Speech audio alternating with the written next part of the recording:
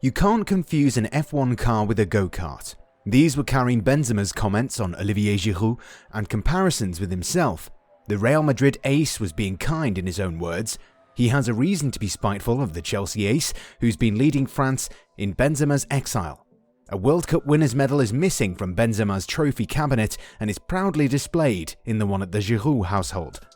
Benzema's comments make sense. Ever since Olivier Giroud left Montpellier, he's been playing in the Premier League, but not vying for titles. He's accumulated domestic cups and a Europa League title, but neither Arsenal nor Chelsea were competing for top honours.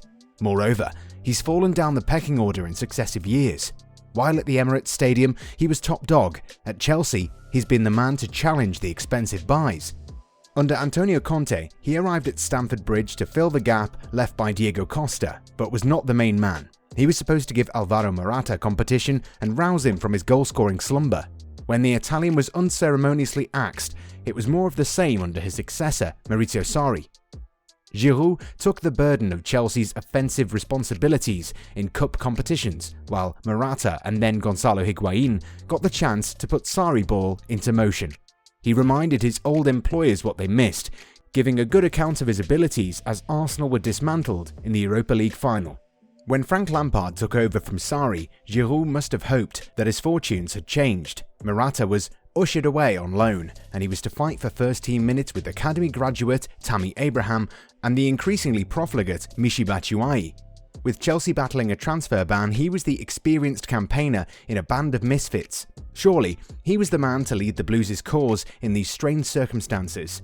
The fact that both Abraham and Batshuayi got preference over him lends credence to Benzema's remarks. France were making do with the third best forward in the Chelsea dressing room.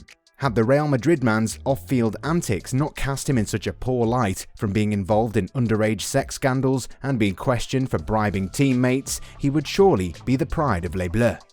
All of this paints Giroud as a second-rate forward, but successive managers at Chelsea think otherwise. Didier Deschamps surely has differing opinions as to when Giroud was struggling to get minutes in West London. He persisted with the forward. Interestingly, none of the managers could defend their decisions by pointing at his age and state he still has time. He joined Chelsea as a 30-year-old. He was always on the wrong side of the age equation that haunts professional footballers. For some reason, these top managers have sided with him, persisted with him, and he continues to deliver for them. Giroud was lured to make the switch by trophies and high-level competition. When he joined, the dressing room was in disarray, but the Blues were the reigning Premier League champions. It was a step up from only competing in cup competitions. The FA Cup is a respected competition, but one that the Frenchman won thrice with Arsenal and added a fourth one in his first year at the club. Giroud wanted to test himself in the Champions League and be a part of a team that can contend for the Premier League title. That wasn't possible with Arsenal, despite their great history in the competition. At Chelsea, Giroud is realising that dream. He's 34 now, but still has the characteristics that are needed to fight for top honours at the highest level. The West London outfit is competing in the Champions League and are an outside bet for the Premier League title. However, if you're to view his numbers and minutes accumulated, one is left questioning where he stands in the pecking order at Stamford Bridge. The matter has been complicated by the arrival of the prolific Timo Werner. As it stands, Werner is an automatic starter. He's been asked to fill in at the left flank while Christian Pulisic and Callum Hudson-Odoi recover from their injuries. While Batshuayi has been sent out on loan to Crystal Palace, Tammy Abraham continues to sit ahead of him. The young Englishman is a product of the Chelsea Youth Academy and is held in high regard, but he still has to develop his game, so this leaves Giroud as a third or second forward option, whichever you may see this. In this light, Giroud is not very important. There is no denying the fact that he continues to chip in with goals, but has not been Chelsea's first choice striker in the time that he's been with the club. Apart from Didier Deschamps, there has not been a manager at Chelsea who considers him as his go-to option for providing the goals. So, how is Giroud important to Chelsea? He's been second fiddle to everyone who's been around him, and that list isn't a flattering one. Michy Batshuayi was a €39 million gamble that never paid off. It was the same case with Morata, who cost the club €66 million. Tammy Abraham is an upstart with one good season in the Championship. Timo Werner is a notable exception to this list. The German forward arrived from RB Leipzig after scoring 34 goals in 45 competitive appearances. He's the future of the German national team and is doing his job, while everyone else flatters to deceive with Die Mannschaft.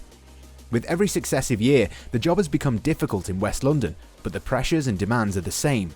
Giroud has to topple everyone in front of him and get the playing minutes. The hard part of convincing the manager is done on the training field. Everyone is aware of the French forward's prowess at that. This is the man who has wrestled away starting berths from an out-of-form Morata and an in-form Tammy Abraham. Werner is probably next on his list, but they are different in their roles.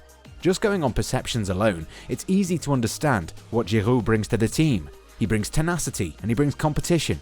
Morata wasn't a slouch. The Spaniard was leading La Furia Roja and had accumulated titles galore with both Juventus and Real Madrid. Before joining Chelsea, Batshuayi was a regular in the Belgian national team and scored freely for Marseille in Ligue 1.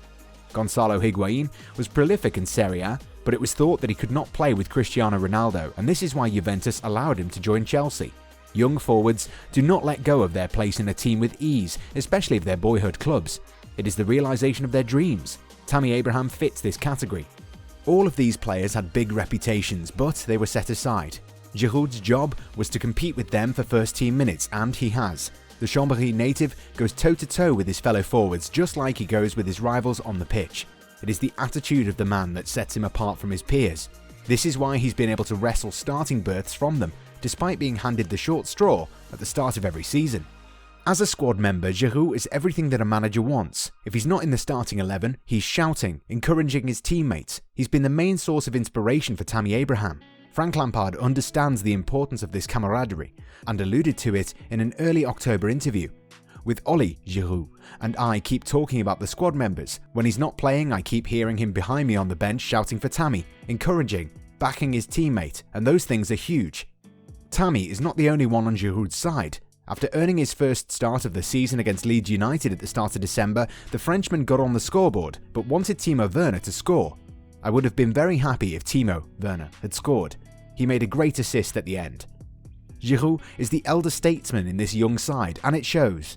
He might not share the same taste in music or art, but everyone in the squad looks up to him, even when he's not performing. And when he does, everyone is all smiles. After his 4-goal heroics against Sevilla, the whole team was rooting for him, and it was heartening to see Tammy Abraham returning the favour. The towering Englishman was all smiles as he hugged his main competition. These are all the intangibles. A team like Chelsea, which is under transition, needs more. Giroud is that. He is more than the sum of his abilities. While Lampard fine-tunes his tactics and approaches to games, he has a reliable ally in Giroud. Abraham, Batshuayi and Werner have a distinctively different playing style to the Frenchman. Even the departed Morata was a forward who could not be placed in the same mould as him. These players are plan A for Lampard. They're fast and mobile. They look for space and put the opposition under pressure.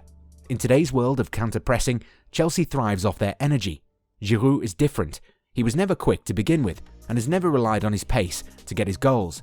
He puts the defence under pressure with his presence and knockdowns. He does what Roberto Firmino does with Liverpool, but is more efficient in his job. Not only does he get on the end of crosses, but also brings everyone around him into the progression of the play. He stretches the defence and does a lot more than what he's credited for. This is why he's plan B. The fact that he's vying again for the first team spot shows that he's proving to Lampard that plan B is superior to plan A. Moreover, he's proving that despite just turning 34, he has enough in the tank to dictate plan A if need be. It is for this exact reason that Chelsea don't want him to leave. West Ham have been credited with an interest in his services. There's also interest from abroad. Antonio Conte wants a reunion with him at Inter Milan. Romelu Lukaku pitched in with 34 goals last season, and the Belgian needs someone to share his workload. In Spain, Diego Simeone wants him to link up with Luis Suarez and Diego Costa to realise Atletico Madrid's La Liga ambitions. It will be ironic that Giroud moved to the Spanish capital and wrestles away La Liga from Karim Benzema. It will be bittersweet for a man who has been undervalued and underappreciated for most of his career. Chelsea can be perceived as sinners in this context, but they know the value the 2018 World Cup winner brings. It looks unlikely that they will allow any of the clubs to sniff around him. Despite his cameo appearances, he already has 8 goals to his name in all competitions. With the season's trials awaiting them, Frank Lampard will need able heads to take him all the way. The Blues are an improved side when compared to their previous iteration, but still have some way to go before realising their true potential. Tammy Abraham and Timo Werner are the future of Chelsea, but they will have to soak up everything from Olivier Giroud as long as he's there. At Stamford Bridge, he's setting the foundation for a managerial career. He's showing the attributes of a leader and a man manager. And after playing under a plethora of tactical geniuses, one can assume he picked up something from everyone along the road. He adds value on the pitch, from the bench, and from the sidelines of the technical area. He does everything, and that's why he's so important. Chelsea's persistence with him has paid dividends so far and might do more so in the future. First dibs on an all-around assistant manager or even the hot seat occupant does not sound bad at all.